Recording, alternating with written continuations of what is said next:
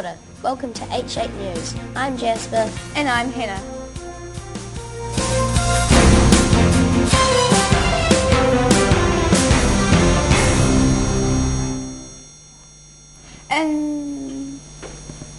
In today's stories, a new crime wave is sweeping the country in form of woolen graffiti. Scientists have invented an invisibility cloak. We help them find it. And the latest in weather around the world. But first, a story that will turn your world upside down. If you think the world is getting more and more topsy-turvy, it turns out you're right. Builders in Germany have built an upside-down house. Before you think they may have read the plans upside down, they did it on purpose.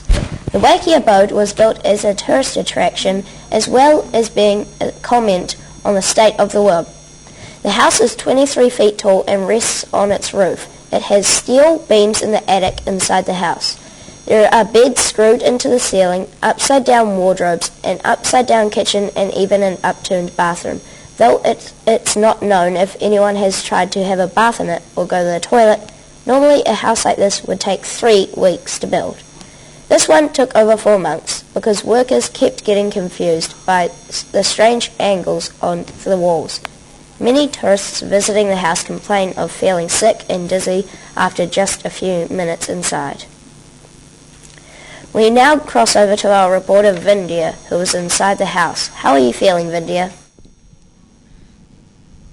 Thanks, Jasper. I'm here with the owner of the house, Kaylin, and I'm actually feeling quite dizzy. So, why did you decide to build a house that was upside down? Well, I've always been interested in science, so I thought I'd build a house that defies the law of gravity. Okay, so what comment do you think this house makes about the state of the world? I think it shows that everything is changing day by day. Okay. And what are some of the challenges about in living in a house where everything's upside down? It can't be that easy. No, it's pretty hard. Things like trying to go to the bathroom or having a shower or something like that, it's really difficult. Okay. And do you think this house was successful, and in the future are you going to build more of these houses, like for people to maybe even live in? The house was very successful, and in the future I'm sure it will catch on. Thanks for joining us today, Kaylin. I'm Vindia for H8 News. Back to you in the studio, Jasper. Thanks, Vindia. Even watching that makes me feel like I'm going to throw up. And now, for a story that is truly out of sight.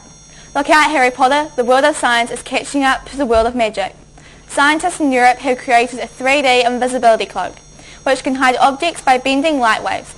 It has been found that light can be controlled using special tiny crystals that makes objects disappear. So far, scientists have made small objects such as coins disappear, but hope that it won't be long before they are hiding cars, planes, and even people.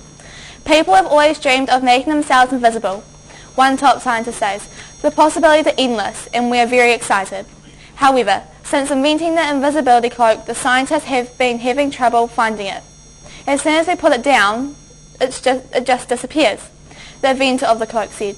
It appears they are having trouble finding other things too, like their lunch, which they think may be underneath the cloak. What will this inventor actually be used for?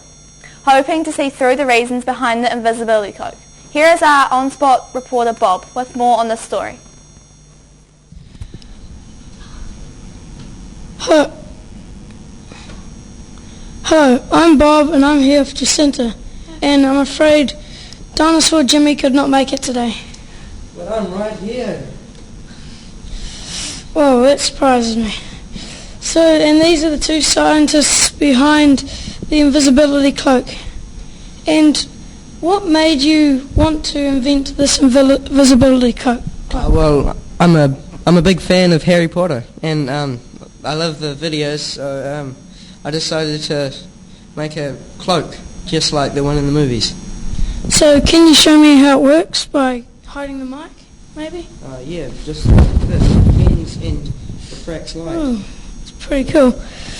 So, and what do you think this will be used for in the future, Jacinta? Well, I think it will be used for crime fighting and the odd game of hide and seek, or maybe even stealing treats and lollies from their parent, from little kids' parents. Yep. So, and how long do you think this will be till it's in stores? Well, they're quite hard to produce, so I think that it'll be maybe minimum 2 years. So and if they do come out, it'll be quite expensive. Because they're pretty expensive materials. And, well, that uncovers a lot of interesting stuff. So, it's over to the studio, to Hannah. See ya. Thanks, Bob. And now, how's this for an interesting yarn? A new wave of graffiti crime is covering the country thanks to an underground gang known as the Midnight Knitters. These wall-waving criminals are covering tree branches and lampposts with small jerseys and scarves under the cover of darkness. Police say the knitted activities of the gang are illegal because their woolly crimes are being done on public property without permission. The popularity of woolen graffiti is growing and more public objects are being wrapped up every night. But the problem is growing. Police say and warn that if the Midnight Knitters aren't caught soon, every tree, lamppost and traffic light in the country will be warmly dressed against the cold. The problem is spinning out of control. They're a close-knit group of dyed-in-the-wool criminals. We are stitching together a case, but it is not seamless. There is no real pattern to the crimes, a police spokesperson said today. So far, the criminal knitters have escaped arrest and continue to pull the wool over the eyes of both the public and the police. We go now to a secret location with our investigative reporter, Tyler, who has an exclusive interview with one of the Midnight Knitters gang. Thanks, Jasper. I'm Tyler, and joining me in the top secret location are two members of the Midnight Knitters gang. Hello, Pig Dog. And Sheepdog. What up, boy? I'm in the house. So, Pig Dog, what led you into the dark underworld of knitted graffiti? I don't know, I dropped out of school, and then, I just wanted to try something new, and then my heart just was content. I just couldn't stop doing it, Yeah, mate. How about you, Sheepdog? Well, pretty much the same story here, Yeah, that's how we roll. So that's pretty much what happened. We love the knitting and the wool and, yeah. For life, For life. Yeah, for life. Awesome. So, Pig Dog, do you see yourself as a criminal? Why or why not? No, because we're just trying to make our, colourful, colourful, we just want colourful. We sick of all these big buildings just being silver or black. Colourful. Cool. And what about you, Sheepdog? Yeah, I love the colours in the skies, blue. Yeah, blue. Yeah. Sunshine. Yeah, mate. They just colour stuff, Yeah. It's beautiful. Great. So, Pig Dog, apart from trees, lampposts and traffic lights, what else would you like to graffiti with your woolens? I love poles. I cannot stop loving poles. Poles are the best. Colourful poles. Just any poles. Just poles. Poles. Yeah, old time. Poles. Every pole feels colourful.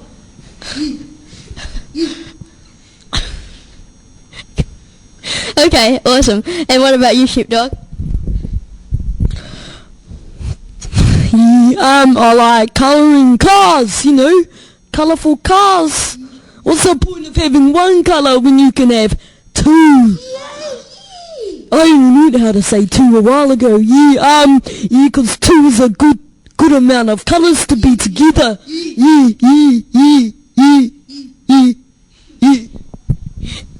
Awesome. How long have you been doing this for, Pig Dog? I don't know, I'm trying to remember each day, but I can't count, Since I can't remember, Yeah, I dropped out of school, I don't know how many years ago, and I did it in my mum's tummy, so I don't know, I don't even know how old I am, so yeah, I don't know, Awesome. Okay, what about you, Sheepdog? Well, I can only count to two, so pretty much when I was in my mum's tummy, started knitting. We were like twins, The bros. Aroha. Missing. But love. I don't know how to do but love. Yeah, that thing that's in your heart. Bro. Yeah, since I was at school and I did this stuff out. And I must be 2, because I can count to 2. Scary. Okay. Thanks for your time, Sheepdog and Pigdog. Nice. Now east side. We now go over to Paige and Ashley with the weather update. Thank you, Tyler, and good evening, New Zealand. Let's have a look at tomorrow's weather, starting in the far north in Kaitaia. Look out for some pretty flash flooding and raindrops as big as your head. If you're going outside, wear a hat. Moving down to Auckland, there will be a mix of fair conditions and unfair conditions, but those are the conditions you'll just have to accept, and you'll just have to accept them. There will be no weather at all for the day of plenties. It's taking a short holiday, but is expected to be back for the weekend. In the Napier and the Hastings, the weather will sometimes be changeable and sometimes not. We have really no idea what will happen there. And in the Taranaki, a mild depression brings with a very dull day, with no highlights at all. It will be a very gloomy outcast and gloomy all morning, but things should cheer up by the evening, so don't worry, everything will be fine. Wellington will have another capital day. There will be no wind at all, and the day conditions will be so pleasant they'll actually be extreme. In the top of the South Island, Kaikoura can expect to have a good day, meeting friends for lunch, going for a swim and reading the newspapers, but try to stay indoors as the weather will just be terrible. A real mix for Christchurch, which will have some unreasonable rainfall, some sensible wind, moderate thunderstorms and some very angry snow. And in the lower south, Dunedin will be frosty, cold and unfriendly until late morning, when the sun will pop over for a visit. Everybody likes the sun. That's all from us. Remember, if it's raining outside, that's the weather for you. Good night, New Zealand. And now it's back to the news desk with Jasper and Hannah. Thanks, Ashley. Well, that's all we have time for. We've hoped you've enjoyed this evening's broadcast. Thank you for watching and we'll see you again next time. Until then, I'm Jasper. And I'm Hannah. For H8 News. Goodbye, e no hora. Ladies and gentlemen.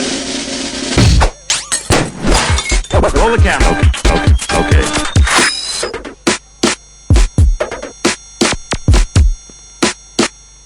Good evening, ladies and gentlemen. Tonight we feature an interview with a very peculiar-looking gentleman. Scene 1, take 1.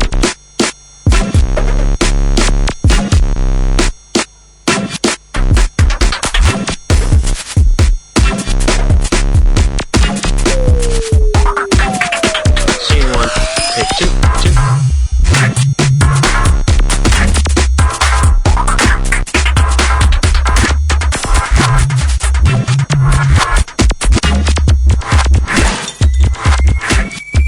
Take 2.